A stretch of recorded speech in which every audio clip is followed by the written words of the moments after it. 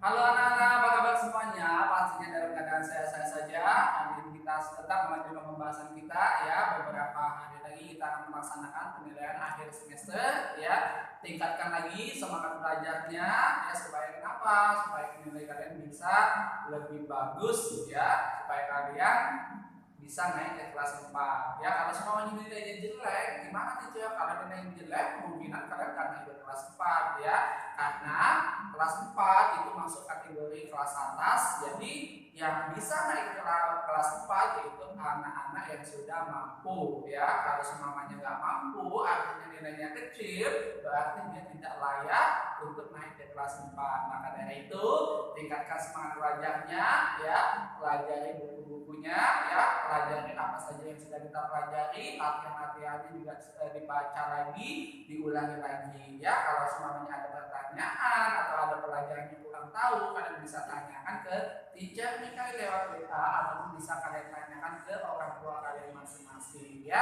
Langsung saja kita lanjutkan pembahasan kita ya. Untuk tematik kita tinggal satu lagi pembahasan ya. Hari ini dua ya, satu hari ini dan dua lagi nanti akan kita sampaikan untuk hari berikutnya. Jadi pembahasan kita hanya satu kali pembahasan lagi. Tetap semangat ya untuk mendapatkan nilai yang bagus ya. Langsung saja kita pelajari pembahasan kita, yaitu pembelajaran 3 dan pembelajaran 4, yaitu tentang membuat denah. Nah, kemarin teacher sudah memberikan penjelasan kepada kalian masing-masing. Kalian bisa mempraktekkan ya, membuat denah, baik itu denah kamar tidur kalian, membuat denah rumah kalian, membuat denah tempat tinggal kalian ya, kemudian membuat denah apa saja yang kalian inginkan. Nah, untuk membuat denah tersebut ya, kalian harus memperhatikan petunjuknya ya.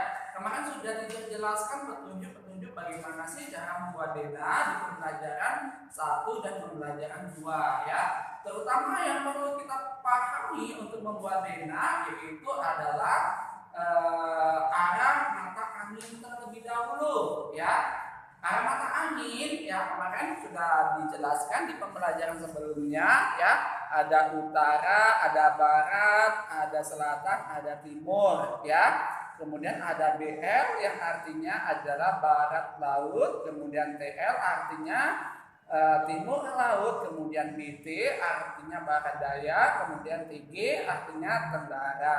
Apa? Ya, tenggara ya.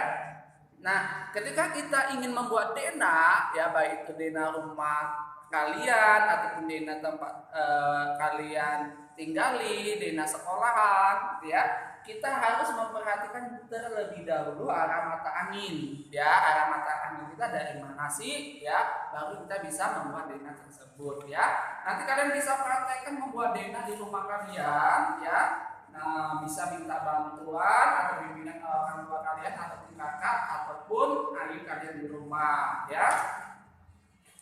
Selanjutnya di sini kita akan membaca bagaimana sih cara membuat denah pada halaman 104 ya. Kita lihat terlebih dahulu, perhatikan terlebih dahulu arah mata angin ya, utara, barat, selatan, timur. Nah, di sini sudah ada denah suatu lokasi ya. Di sini ada toko kue, ada sekolah, ada taman bermain, rumah beni dan lain sebagainya. Nah, dari denah yang ada di sini nanti kalian bisa cari ya, kalian bisa pahami dan kalian bisa pelajari ya, di mana sih letak masjid ya, di mana sih letak swalayan ya, di mana sih letak lapangan ya.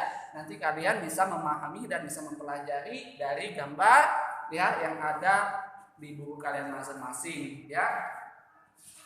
Selanjutnya di situ ada halaman 103, kalian bisa lihat dan bisa baca ya, yaitu tentang paragraf ya. Nah, pelajaran bahasa Indonesia itu selain membuat denah, kita juga belajar tentang paragraf ya. Paragraf ya, dengan menggunakan kalimat-kalimat bacaan yang kalian baca atau yang kalian pelajari ya.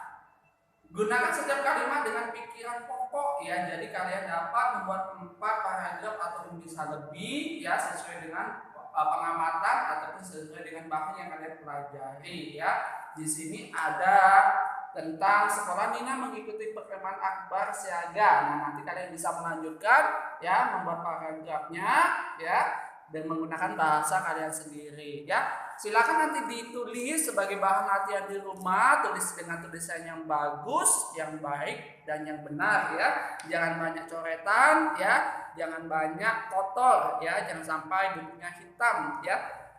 Nanti kalian bisa kirimkan, teacher mau lihat tulisan kalian ya, tulisan kalian layak tidak untuk naik ke kelas 4 ya. Nanti silakan kalian foto kemudian dilampirkan di Google Classroom beserta tugas ayo berlatihnya ya, nanti akan teacher nilai ya. Ingat ya, membuat paragraf ya. Selanjutnya kita lihat pembelajaran kita di pembelajaran 4 ya.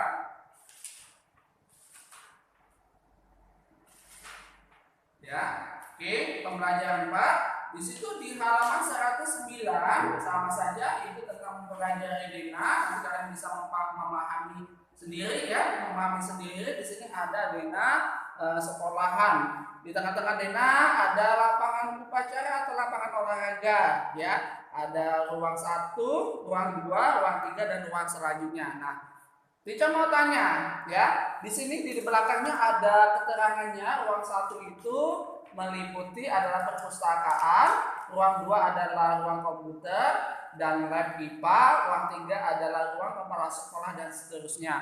Yang ingin teacher tanyakan adalah ya, perhatikan denanya. Ruang 1 posisinya di mana? Atau ruang perpustakaan? Ruang perpustakaan posisinya di mana?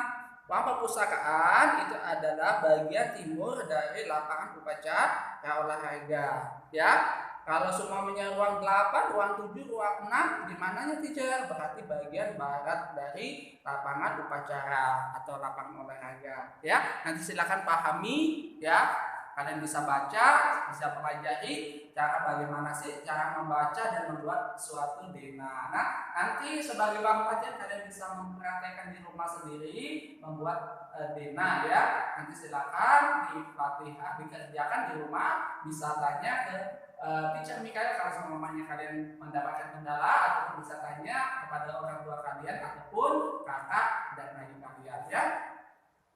Lanjutkan kita pembahasan kita yaitu tentang PPKN, yaitu pengamalan Pancasila ya. Kita lihat di halaman 110 ya. 110 di pembelajaran 4, di situ ada sebuah teks, Nina selalu datang ke sekolah tepat waktu. Nah, arti dari tepat waktu itu adalah disiplin ya. Datang selalu tepat waktu, kemudian selalu mengerjakan PR dan tugas, ya itu artinya adalah disiplin ya. Dia tidak pernah terlambat masuk kelas ya. Ketika mendapat giliran piket kelas, Nina datang lebih awal. Nah, kalau semuanya di sekolahan kita itu masuknya jam 7, kalian jangan sampai datang jam 7 pas ya. Pastikan 10 menit ataupun 15 menit sebelum bel berbunyi, bel masuk, kalian sudah berada di kelas ya. Jadi kenapa? Itu yang dikatakan dengan tepat waktu ataupun disiplin ya. Nah, kalau kalian ada piket ya, seumpamanya ada piket hari ini ya, karena kita masuknya jam 7, kalian jangan datangnya jam 7 ataupun jam 7 kurang 15 ya. Pastikan kalian datang lebih awal. Ini katakan datang lebih awal, kalian bisa datang pukul setengah 7 atau pukul 6.30. Supaya apa? Supaya kalian bisa mengerjakan tugas piketnya dengan baik, dengan benar ya. Jadi piketnya nggak terkacir-kacir, nggak asal-asalan piket ya. Kalian bisa menjalankan piketnya dengan bertanggung jawab ya, nggak cepat-cepat, nggak asal selesai ya. Itu yang dikatakan dengan tepat waktu atau disiplin ya.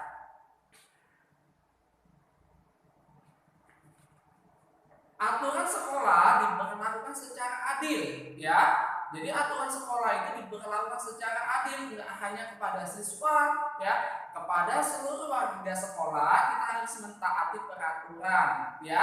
Peraturan apa saja itu teacher? Peraturan mentaati yang salah satunya datang tepat waktu, ya, menjalankan piket dengan penuh tanggung jawab, ya, mengerjakan tugas ataupun PR dari teachernya, ya, dan lain sebagainya. Ya, aturan itu tidak hanya berlaku untuk siswa, ya, aturan juga berlaku untuk para guru, kemudian para petugas kebersihan, kepala sekolah, penjaga keamanan, ya.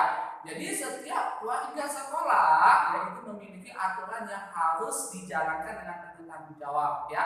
Kalau guru atau teacher-teachernya memiliki tanggung jawab, ya, atau harus mentaati peraturan, yaitu mengajar anak muridnya dengan penuh tanggung jawab dan penuh disiplin, ya. Begitupun untuk petugas kebersihan, ya, petugas kebersihan juga harus mentaati peraturan, yaitu membersihkan lingkungan sekolah dengan baik, ya. Selain itu juga kepala sekolah juga harus memiliki peraturan. Kepala sekolah siapa yang memberikan peraturan? Itu dari pihak yayasan ataupun dari pihak dinas pendidikan, ya. Apa saja sih teacher tugas ataupun peraturan yang harus dijalankan oleh kepala sekolah? Banyak, ya. Salah satunya adalah memantau kegiatan belajar mengajar di sekolahan, ya, memantau kedisiplinan siswa dan guru-gurunya dan sebagainya, ya. Jadi dari setiap kita yang ada di lingkungan sekolah, baik itu siswa, baik itu teacher-teachernya, baik itu kepala sekolah, petugas kebersihan, petugas keamanan, semuanya harus mentaati peraturan dengan baik dan dengan benar, ya. Kemudian setiap siswa, ya, bersikap adil, ya, sesuai dengan nilai-nilai Pancasila, ya, terutama sila kelima, ya. Sila kelima berbunyi keadilan sosial bagi seluruh rakyat Indonesia, ya. Jadi adil itu tidak hanya memihak pada satu pihak atau satu golongan saja, tetapi untuk semua anggota yang ikut terjun dalam suatu lingkungan tersebut, ya. Untuk sila 5, ya, itu dilambangkan dengan padi dan kapas, ya. Kenapa harus padi dan kapas, teacher? Karena padi dan kapas itu, padi sebagai bahan makanan, sedangkan kapas sebagai bahan pakaian ataupun sebagai bahan sandang, ya. Sebaik padi ataupun kapas itu sangat dibutuhkan oleh manusia, ya, untuk kesejahteraan hidupnya, ya. Oke, cukup jelas. Kita langsung saja melanjutkan pembahasan kita, yaitu tentang SBDP, yaitu karya teknik menggunting, melipat, dan menempel. Nah, di pembelajaran sebelumnya kita juga sudah membahas membuat bagaimana sih cara membuat suatu karya, yaitu dengan cara teknik menggunting, kemudian melipat dan menempel, ya. Di halaman 105, ya, 106, ya, 105 dan 106, di situ sudah ada contoh bagaimana cara kita membuat suatu karya menggunakan teknik menggunting, melipat, dan menempel, ya. Nanti kalian bisa lihat petunjuknya, kalian bisa mencoba membuat karya tersebut, ya, di rumah, ya, bisa membuat suatu dena rumah ataupun suatu dena lingkungan ataupun suatu dena sekolahan. Terserah kalian ingin membuat karya teknik apa, ya. Yang pastinya karya teknik tersebut menggunakan teknik menggunting, melipat, dan menempel, ya. Nanti kalian bisa ikuti juga di sini membuat dena, seumpamanya membuat dena rumah, ya. Kalian bisa ikuti petunjuk yang ada di buku kalian pada halaman 105 dan 106, ya. Langsung saja kita lanjut pembahasan kita, yaitu matematika membuat diagram. Nah, pembahasan kita masih sama, ya, di pembelajaran sebelumnya, yaitu membuat diagram, ya. Membuat ataupun membaca diagram kita harus bisa, ya. Kalian bisa lihat di buku kalian pada halaman 105, ya. Di 105 di situ sudah ada teksnya, ya.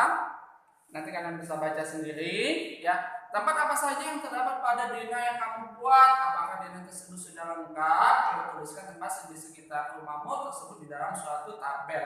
Nah, untuk membuat membuat diagram, ya, terlebih dahulu kita harus membuat tabelnya, ya. Karena kenapa? Ketika kita membuat tabelnya terlebih dahulu, itu akan mempermudah kita membuat diagramnya. Kemarin sudah dipelajari, sudah dikasih tugas, ya, sudah nilai, ya. Tugas yang kalian kumpul pun hasilnya sudah bagus semua, artinya kalian sudah bisa dalam membuat tabel, kemudian dalam membuat diagram, ya. Di situ nanti kalian bisa latihan sendiri, ya kalian bisa lanjutkan latihannya, ya karena sudah teacher jelaskan di pembelajaran sebelumnya berkali-kali, jadi tidak dijelaskan lagi ya. Dan kalian langsung saja kerjakan tugas yang teacher kirimkan, ya. Oke, cukup jelas penjelasan kita hari ini. Jika ada yang ditanyakan nanti langsung type saja WA teacher Mikari lewat WhatsApp. Kemudian kalau ada mami papinya, kalian juga boleh tanya ke mami papi ataupun ke kakak ataupun ke ayah kalian. Thank you so much. I'm sorry for everything. Teacher Mikael says goodbye.